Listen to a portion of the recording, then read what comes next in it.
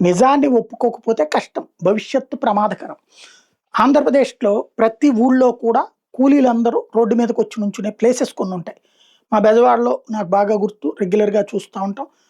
Indira Gandhi stadium దగ్గర కావచ్చు, అట్లాగే బెంచ్ సర్కిల్ దగ్గర కావచ్చు, పొద్దున్నే క్యారేజీలు తీసుకొనొచ్చేసి నుంచొనుంటారు. ఇదే మొగలరాజపురం గావచ్చు, తర్వాతన మా సింగనగర్‌లో గావచ్చు, ఇయన్ని చోట్ల గూడా. అట్లాగా క్యారేజీలు పట్టుకొని నుంచుంటారు.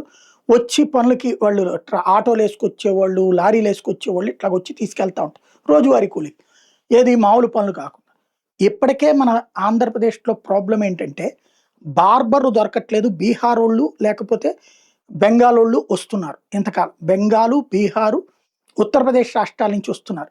అట్లాగే వ్యవసాయ కూలీలు ఛత్తీస్‌గఢ్ నుంచి, బీహార్ నుంచి వస్తున్నారు. అదే సందర్భంలో ఈ సెంట్రింగ్ పనులు చేసేటటువంటి వాళ్ళు కేరళ నుంచి వస్తున్నారు. అట్లాగే బెంగాల్ నుంచి వస్తున్నారు. ఇట్లాగా చాలా వరకు ఇక్కడ దొరకట్లేదు మనుషులు. అలాగని ఇక్కడేమో ఖాళీగా వీళ్ళు అట్లాగే ఉంటున్నారు. ఎందుకని? మన వాళ్ళని మనం ఒప్పుకోవట్ల. అమరావతిలో మొన్న చెప్పుకున్నాం. బీబీసీ వాళ్ళు ప్రొజెక్షన్ గూడా. 4000 మంది కావాల్సుంటే 3000 మంది ఉన్నారు. మిగతా వాళ్ళు ఉత్తరప్రదేశ్ ఎళ్ళినోళ్ళు అందరూ వెనక్కొచ్చేస్తారు. అయితే ఇప్పుడేమైపోయింది? ఈ కూలీలు ఎక్కువగా వచ్చేటటువంటిది ఉత్తరప్రదేశ్ నుంచి, బీహార్ నుంచి, బెంగాల్ నుంచి, ఛత్తీస్‌గఢ్ నుంచి. ఇప్పుడు ఈ 4 రాష్ట్రాల్లో ఛత్తీస్‌గఢ్‌లో బీజేపీ గవర్నమెంట్.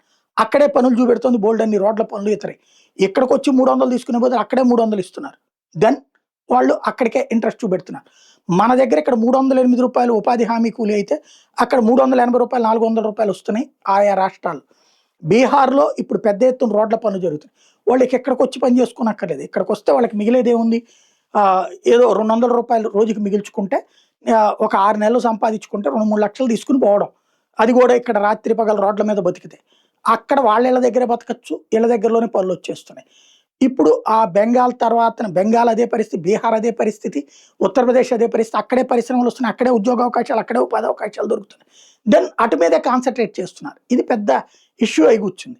రాబోయేటటువంటి రోజుల్లో ఆంధ్రాలో మన కూలీలందరినీ ఫస్టు ఒక నోట్ చేసుకుని, ఒక యాప్ అవసరమైతే పెట్టుకుని, మన పనులకి మన వాళ్ళని పిలవడం ప్రారంభించినప్పుడు మనోళ్ళకి కూడా చేతి నిండా పని దొరుకుతది.